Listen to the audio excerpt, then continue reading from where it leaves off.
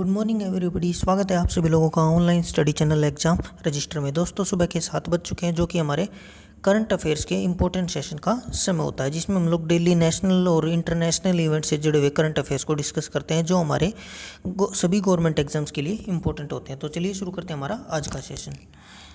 कल मैंने आप लोगों से क्वेश्चन पूछा था कि सलल डैम है, जो सलल बांध है, वो कौन सी जगह पर स्थित है। तो इसका जो आपका ऑप्शन होगा वो हो जाएगा जम्मू एंड कश्मीर, यानी कि डी ऑप्शन सही हो जाएगा। चलिए चलते हैं हमारे आज के पहले क्वेश्चन के ऊपर। आज का जो हमारा पहला क्वेश्चन है वो है, पंडित जसराज जिनका हाल ही में निधन हो गया, वह किस संगीत घराने से संबंधित हैं।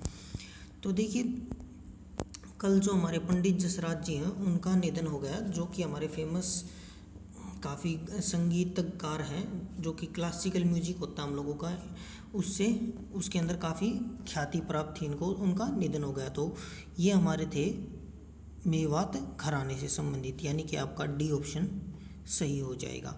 पंडित जसराज जी के बारे में अगर बात की जाए तो ये देखिए, पंडित जसराज जी हैं, इनका जन्म हुआ था वो 28 जनवरी 1930 को हरियाणा के हिसार जिले के जो गांव पीली मंडोरी है उसमें हुआ था, जो कि अब फतेहाबाद जिले के अंदर आता है।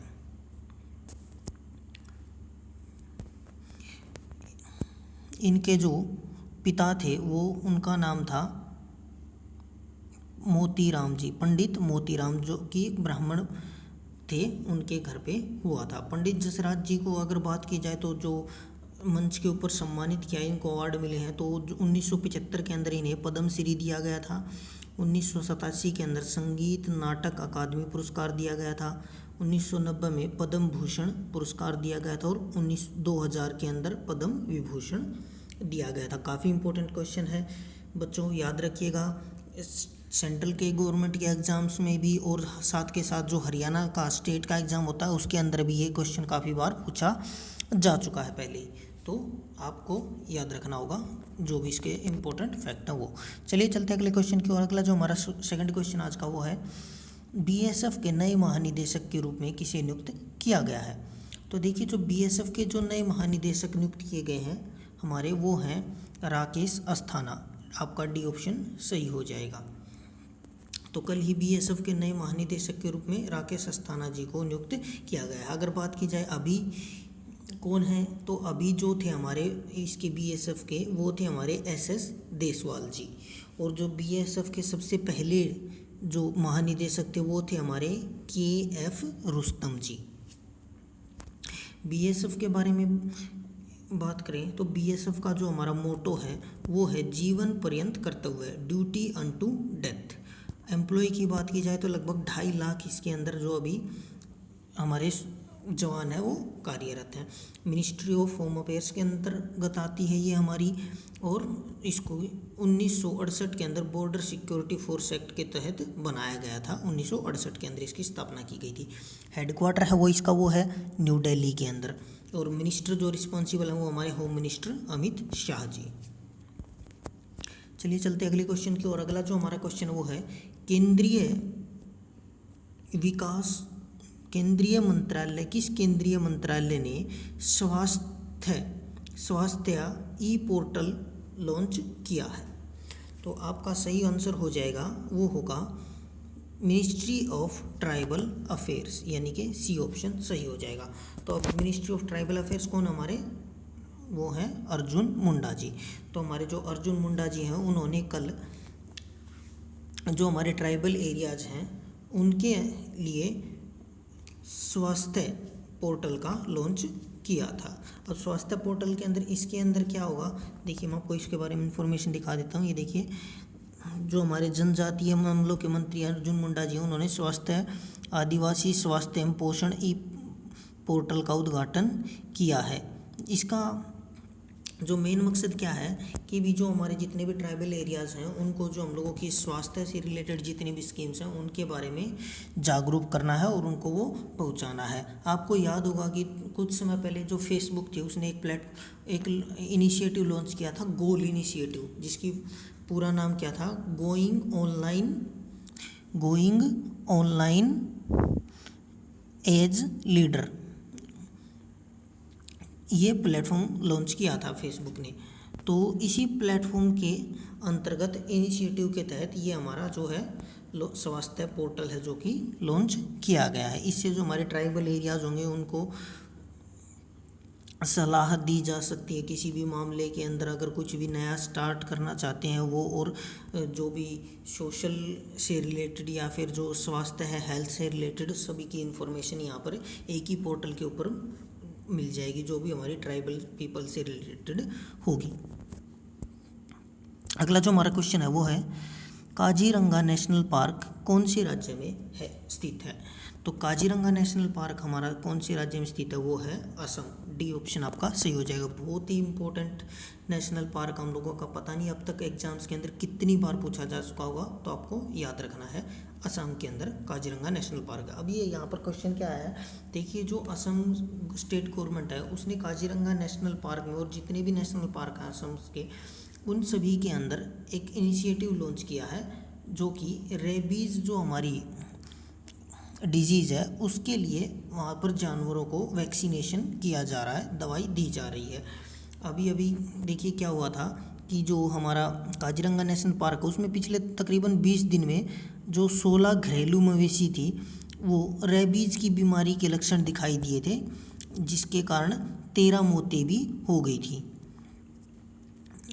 तो इसीलिए कि भी कहीं ये जो हमारे एनिमल्स हैं जो कि हमारा काजीरंगा नेशनल पार्क एक वन हॉर्न्ड राइनोसोर्स के लिए काफ़ी फेमस है, कहीं ये उनके अंदर ना फैल जाए, इसीलिए उनको और जो हमारे हाथी हैं एलिफेंट हैं उनको सभी को ये टीके दिए जा रहे हैं रेबीज़ के। अगला जो हमारा क्वेश्चन है वो है मणिपुर में विश्व का सबसे ऊंचा पियर ब्रिज किस नदी पर बनाया जा रहा है। तो आपका जो आंसर हो जाएगा वो होगा इजाई नदी के ऊपर, यानी ए ऑप्शन सही हो जाएगा। तो अभी क्या हुआ है कि जो हमारी रेलवे है वो मणिपुर के अंदर इजाई नदी पर सबसे ऊंचा पियर ब्रिज बना रही है। देखिए काफ़ी इम्पोर्टेंट है, एग्ज़ाम्स के अंदर आने के बहुत ज़्यादा चांसेस इस क्वेश्चन के, तो याद रखिएगा। ऐसे भी पूछ सकता है भी किस ऑर्गेनाइजेशन के अंदर बना रही है, और आपको ऑप्शन दे देगा कि भी BRO बॉर्डर रोड ऑर्गेनाइजेशन, पक्का आपको ये ऑप्शन देगा। और बहुत से बच्चे यही लगा करके आएंगे क्योंकि जो हमारा जितना भी बॉर्डर एरियाज होता है और नॉर्थ ईस्ट का, वहाँ पर लगभग जो काम होते हैं वो हम लोगों के BRO करता है, बट ये जो प्रोजेक्ट है ये हमारा रेलवे के द्वारा किया जा रहा है, तो इसलिए कन्फ्यूजन के लिए वो आपको दे सकता है। तो याद रखिएगा रेलवे का इनिशिएटिव है ये और इजाई नदी के ऊपर है।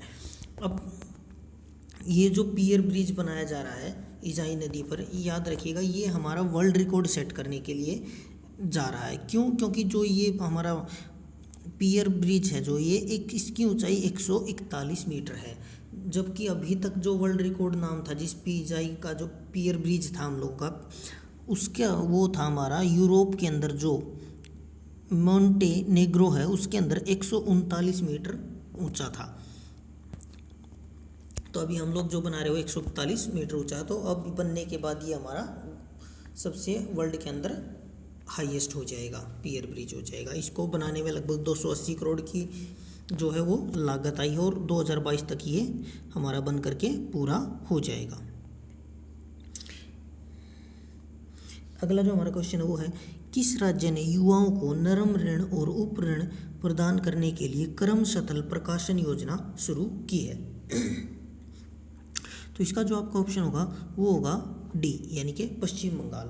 तो पश्चिम बंगाल जो राज्य है उसने अभी युवाओं को सस्ते ऋण देने के लिए कर्म साथी प्रकल्प योजना को लॉन्च किया है।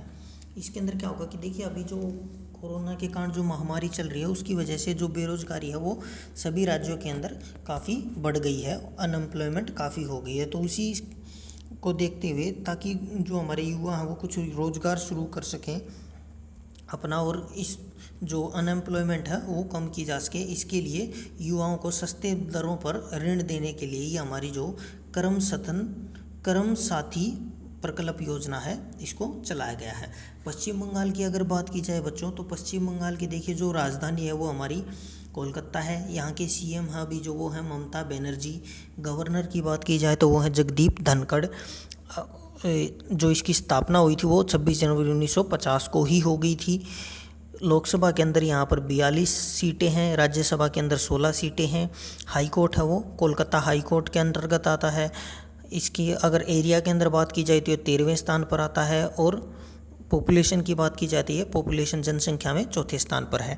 इम्पोर्टेंट नेशनल पार्क की बात की जाए तो यहाँ पर जो वो इम्पोर्टेंट नेशनल पार्क है उसके अंदर है बक्सा टाइगर रिजर्व है हमारा, जल्दापारा नेशनल पार्क है, बहुत ही ज़्यादा इम्पोर्टेंट है, याद रखिएगा, एग्जाम्स में पहले भी काफ़ी बार पूछ चुका है। अगला जो हमारा वो है न्योरा वैली नेशनल पार्क है, और हमारा सुंदरबन नेशनल पार्क है। ये 4 जो नेशनल पार्क हैं काफ़ी इंपॉर्टेंट और काफ़ी बार पूछे जा चुके हैं एग्जाम्स के अंदर। चलिए चलते हैं अगले क्वेश्चन की ओर। अगला जो हमारा क्वेश्चन है वो है उस विश्व समूह का नाम बताइए जिसने हाउसिंग कंस्ट्रक्शन सेक्टर जो कि उड़ीसा और महाराष्ट्र में परियोजना को लागू किया गया है, किसके लिए? महिलाओं के कौशल को बढ़ाने के लिए जो ये प्रोजेक्ट है जो इसका निर्माण कर रहा है, हमें उस संस्था का नाम बताना है। तो देखिए इसका जो आपका ऑप्शन होगा वो होगा सी, यानी कि यूरोपियन यूनियन। तो अभी जो यूरोपियन यूनियन है, यूरोपियन संघ है, वो क्या कर रहा है, उड़ीसा और महाराष्ट्र के अंदर महिलाओं को कौशल देने के लिए, उनको एम्प्लॉयमेंट देने के लिए और उनको अंदर स्किल्स डेवलपमेंट करने के लिए हाउसिंग कंस्ट्रक्शन सेक्टर के अंदर ये जो हमारा प्रोजेक्ट है ये चला रहा है। याद रखिएगा सिर्फ उड़ीसा और महाराष्ट्र 2 स्टेट के लिए ये प्रोजेक्ट चलाया जा रहा है। इसके बारे में और इन्फॉर्मेशन देख सकते हैं आप, ये रही जो इसके अंदर जो है वो लगभग 1 मिलियन यूरो है जो वो फंड यूरोपियन यूनियन की तरफ से महिलाओं को दिया गया है। अगला जो हमारा, चलिए कल क्वेश्चन, अगले क्वेश्चन की ओर चलते हैं। अगला जो हमारा क्वेश्चन वो है इसरो के साथ किस संस्थान ने चंद्रमा की सतह पर स्पेस ब्रिक्स नाम की ईंट जैसी संरचना बनाने के लिए एक स्थायी प्रक्रिया विकसित की है? तो इसका जो आपका ऑप्शन होगा वो हो जाएगा बी ऑप्शन, यानी कि Indian institute of science Bengaluru, IISc Bengaluru ने की है। तो देखिए अभी क्या हुआ है कि जो हमारा इसरो है, इंडियन स्पेस रिसर्च ऑर्गेनाइजेशन है, उसने जो हमारा Indian institute of sciences Bengaluru है उसके साथ मिलकर के एक चांद पर ईंट, जो हमारी ईंट होती है, ब्रिक्स होती है, ईंट की जैसी सतह बनाने के लिए एक जो हमारा ढांचा होता है वो तैयार की है, प्रोजेक्ट तैयार किया है। ये देख लिए, इसके लिए जो हमारा जो ईंट का जो जो ईंट जैसा स्ट्रक्चर बनाया जाएगा वो किससे बनाया जाएगा, जो चांद की हमारी जो चंद्रमा पर जो मिट्टी है उससे, बैक्टीरिया से, और जो गवार होता है हमारा, गंवार के बीन्स होते हैं, उस तीनों को मिलाकर के स्ट्रक्चर बनाया जाएगा। अब इसके अंदर जो प्रक्रिया है जो हमारी बनाने के लिए यूज की जाएगी, उसके अंदर जो यूरिया का होती है उसका उपयोग किया जाएगा, जो कि हमारी जो ह्यूमंस के जो हमारा जो ह्यूमंस जो डिस्चार्ज करते हैं, हम लोगों का मूत्र होता है उससे, और जो मिट्टी है उससे मिलकर के इसका जो रॉ मटेरियल है वो हमारा तैयार किया जाएगा। अगला जो क्वेश्चन हमारा वो है कि इस बैंक ने सैन्य और अर्धसैनिक पेशेवर के लिए कृषि ऋण उपकरण शौर्य KGC कार्ड लॉन्च किया है? तो इसका जो आपका सही आंसर होगा वो होगा बी, HDFC बैंक ने। तो अभी HDFC बैंक ने क्या किया है कि जो हमारे मिलिट्री और पैरामिलिट्री के लिए, पैरामिलिट्री के जितने भी पर्सन्स हैं, जितने भी हम लोगों के पर्सनल आर्मी मेंबर्स रहे हैं, उनके लिए उनको एग्रीकल्चर लोन देने के लिए जो हमारा शौर्य KGC कार्ड लॉन्च किया है, जिसके तहत उनको सस्ती दरों पर खेती के लिए लोन दिया जाएगा। आज का आपका जो क्वेश्चन ऑफ द डे है वो है गीरा वाटरफॉल है वो किस राज्य के अंदर स्थित है? तो गीरा वाटर पार्क्स के बारे में आपको बताना है। वो मध्य प्रदेश के अंदर है, कर्नाटक के अंदर है, महाराष्ट्र के अंदर या फिर गुजरात के अंदर है। अब जो भी आपका आंसर होगा जिस स्टेट के अंदर भी ये हैं, याद रखिए आपको उस स्टेट से जुड़े हुए 5 क्वेश्चंस बताने हैं। गवर्नर कौन है, उसकी कैपिटल कौन है स्टेट की, वहाँ के CM कौन है, वहाँ के नेशनल पार्क कौन कौन से हैं फेमस, और वहाँ पर जो नदी हैं वो कौन कौन सी फेमस नदी है वहाँ की। ये आपको 5 फैक्ट स्टेट के बारे में बताने हैं। तो प्यारे बच्चों, ये था हमारा आज का सेशन। आज के जो हमारे जितने भी 18 अगस्त के जितने भी करंट इम्पोर्टेंट के क्वेश्चंस थे वो सभी हम लोग ने आज के कवर कर लिए हैं। आशा करता हूँ आपको ये सेशन पसंद आया होगा। अगर आपको ये सेशन पसंद आया तो वीडियो को लाइक और शेयर करें और चैनल को सब्सक्राइब करें, जिससे हम लोगों को भी मोटिवेशन मिलेगा और हम आप लोगों को और अच्छा कंटेंट प्रोवाइड करने की कोशिश करेंगे। तो आज के लिए बस इतना ही। धन्यवाद।